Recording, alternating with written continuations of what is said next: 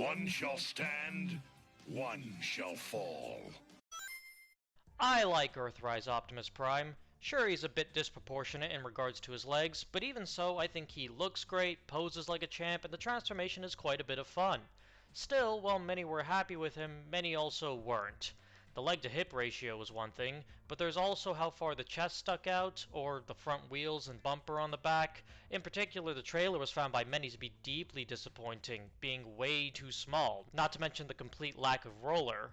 Of course, with the advent of Studio Series introducing the 86 line, it was only a matter of time before we got another swing at a G1 Optimus Prime, which of course leads us to today's figure, the Transformers Studio Series 86 number 31 Commander Class Optimus Prime. Yep, this time Optimus has been brought to the Commander class, probably to make sure the trailer is as good as they can make it for retail. You know, I think with this and the upcoming Titan-class Star Convoy, we'll have an Optimus Prime in all but one of every currently available size class, which I find both fitting and funny. But enough preamble. If you clicked this video, you've probably read the title. It's something I mentioned briefly in the last video, but I think this is the best G1 Optimus Prime that Hasbro and Takara have released so far. Yes, even better than the Masterpiece. So let's get into it and show you just why I think that. So one thing I think we need to make clear is what exactly Studio Series is trying to do. Studio Series' aim is to make screen-accurate versions of the movie cast within the limitations of the retail price range. I know this is obvious to most of you, but I think it's worth pointing out just as a reminder that while this is going for accuracy, it's not going for absolute 100% accuracy. Take the Dinobots for example. When put right next to the show model, Swoop proportionately doesn't line up one for one, and has mechanical detail that the show never had, but he's still a good and fairly accurate version of the character regardless. Prime is fitting into this framework, not full-blown accuracy, just accuracy in the general sense. With that in mind, this truck mode looks amazing. It has the essential look you'd expect a G1 Toon Optimus Prime's truck mode to have, probably most evident with the lack of a stripe on the cab, but alongside that is a nice amount of vehicle detail spread throughout the truck. The detail on the cab is a bit softer than I think some would expect, probably due to the plastic choice, but the details on the back are excellent. Once again, it's the classic leg system we've come to expect, but while some primes simply do nothing to hide the fact that these are just the legs chilling out in the back, SS86 here gives us some additional panels and extra details to help make this feel far more cohesive with the front half. I think my favorite part is the molded in trailer hitch, but we'll come back to this later. As far as colors go, I maybe would have picked a red more like MP44's, but what they chose here is still good, and I have no problems with the blue. I think that fits perfectly. Not to mention the great silver paint used on the wheels, gas canisters, bumper, and headlights, as well as a nice bright orange for the top lights. Color matching isn't too bad either. You really have to sit there and look at it to really notice, although admittedly my lights are making it a lot more obvious than it is under natural lighting. But oddly enough, my favorite color choice is the windows. Typically, I don't really care much for the bright blue that Hasbro likes to use to give figures a more cartoon look. It always looks way too bright and unfitting, but here they seem to have added a bit of clear plastic in between. At least that's what I think they did. And honestly, it looks great. Really, there's only two problems I have with Prime in vehicle mode. Nothing major, but they are noticeable. For one, the smokestacks don't lock in any way, and their connection isn't the tightest, so you'll often find they've moved out of place after handling the figure a bit, both in this mode and robot mode. The other is the gap in the back. A very minor problem, yes, but given how cohesive the rest of the vehicle mode is, this is a bit disappointing. Still, as I said, these aren't major problems. They're minor blemishes on an otherwise fantastic truck. And in the case of the back section, that can be mitigated greatly by bringing in the trailer. Now this is quite the upgrade. The trailer that came with Earthrise Optimus was a pretty underwhelming piece. It was incredibly small, didn't have roller, and overall felt more like it was there just to fill out the leader price point. This trailer though definitely feels more worth the money. Being far larger is of course a positive, and the colors are very nice and show accurate. And as you'd expect, hitching it up to Prime himself really does look fantastic, with plenty of clearance allowing you to roll it along with no problem. But of course that's not the only thing this trailer can do, so let's fold out the stabilizers and get this thing opened up. Oh hey Sideswipe, how you doing? Yes, as is expected, you can fit your deluxe class figures inside the trailer. You can only fit one, but still, it's one of those things that's always fun to be able to do. But let's get him out of there and properly take a look at this thing, because this interior is really nice. There's a great amount of sculpted detail on this trailer. It's disappointing there's no paint, but it's not a deal breaker either. I'd rather this not have paint than Optimus himself have missing paint apps. A really nice feature is being able to store the weapons and blast effects inside the trailer.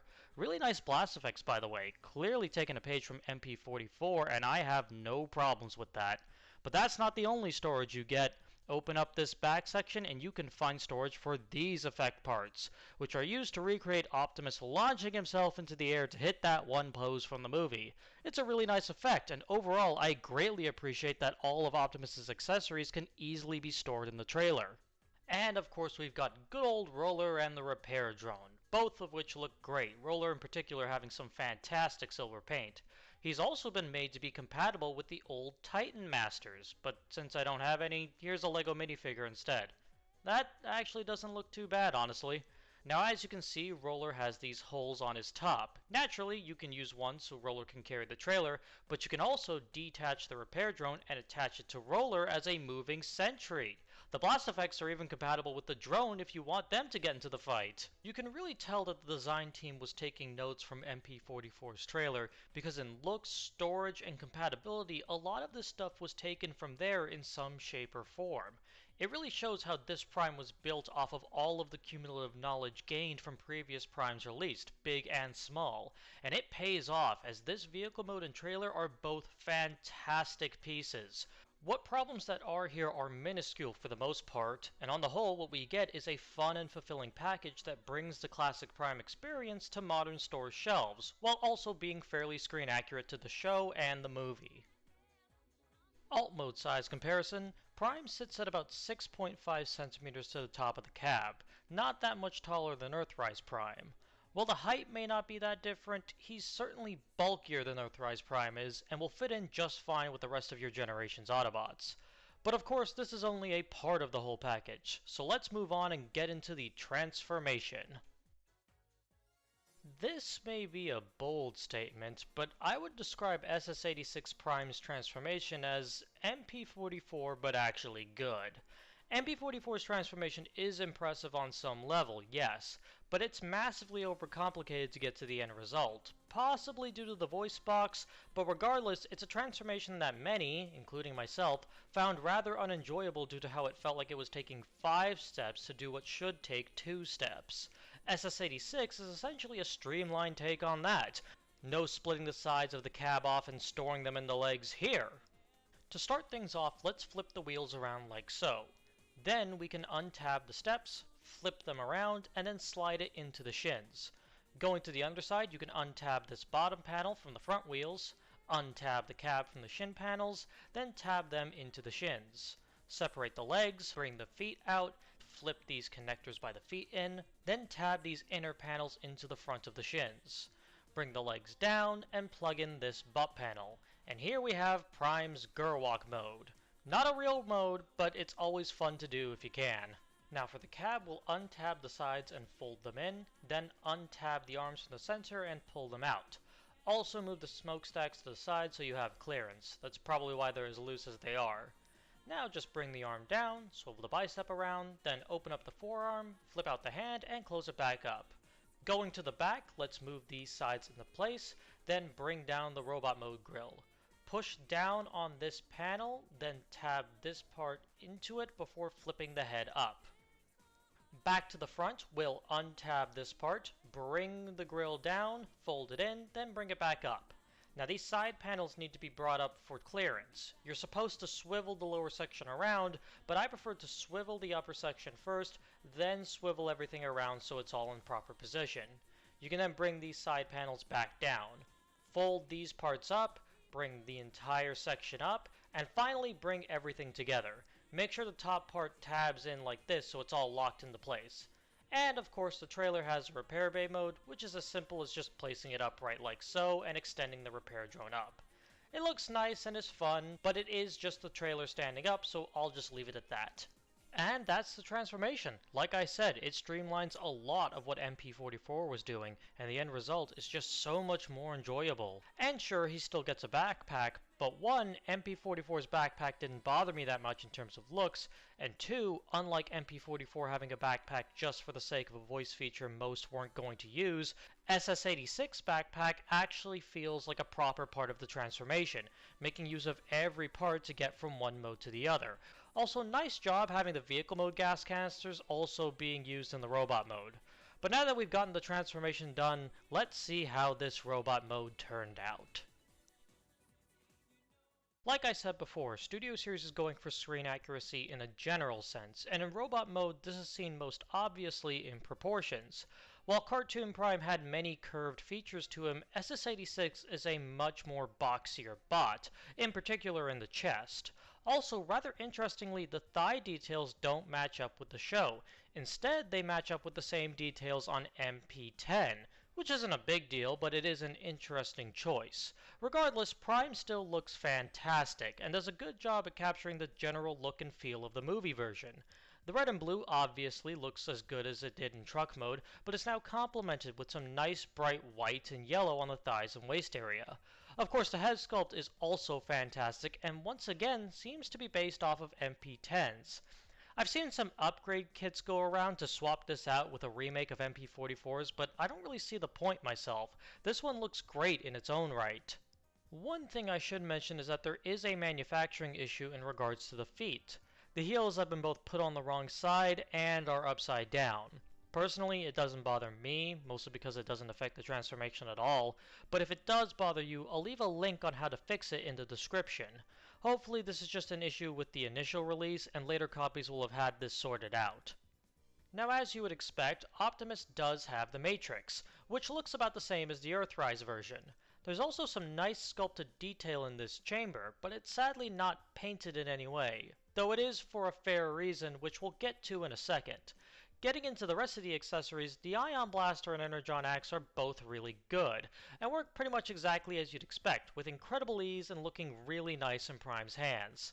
The blast effects, as you'd expect, are also a great addition, but if you don't want to use it, you can still use any of the previously released blast effects if you want to.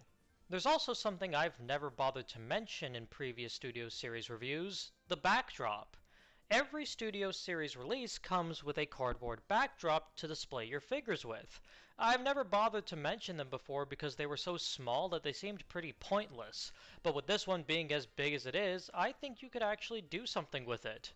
It's not the best, or even necessarily ideal, but it's not as bad as I thought it'd be. And of course this is all brought together and utilized to its best thanks to the articulation. Prime has all the standard articulation points that you'd expect retail Transformers to have. I do wish he had double jointed elbows, but I can deal with just single joints. Helps that we do get a great boon in the form of butterfly joints for all of your haymaker needs. This is why the matrix cavity is unpainted. The plastic they needed to use for the butterfly joints would just rub the paint off over time. An acceptable loss in my mind, as it gives us an extra bit of articulation that helps Prime be even more expressive. Not to mention he also has articulated fingers similar to the Masterpiece line. All of this leads to SS86 Prime being very fun to get into dynamic poses. Robot mode size comparison. At around 18.3 centimeters, Prime is significantly taller than the previous Earthrise version. This isn't actually that big of a deal since Prime is usually significantly taller than most characters, but it does make him taller than any version of G1 Megatron we currently have. Obviously, we will get a Studio Series 86 Megatron in the future, but for now, maybe try not to pose him with your Megatrons if the height difference bothers you. Streamlined is a word I used a few times in this review, and that's because it's probably the best word to describe this figure. Studio Series 86 Optimus Prime is the result of the Hasbro and Takara teams learning from previous releases and streamlining them to make things work better and fit into the generation's price tag. The end result is what I would argue is the best official G1 show Prime that we've gotten so far, running circles around the competition. If you're looking for a G1 Optimus Prime that looks like the show, this is the one to get. I doubt we'll be seeing this guy get one-upped by any future releases anytime soon, and with good reason. He is truly great. But that's all I've got to say about this figure. What do you guys think? Is there an official G1 Prime that you think is better than this one? MP, Generations, or otherwise? Let me know in the comments. I've got one more Optimus Prime for this year. I hope you're ready. So thanks for watching, and I'll see you on New Year's Eve. Later!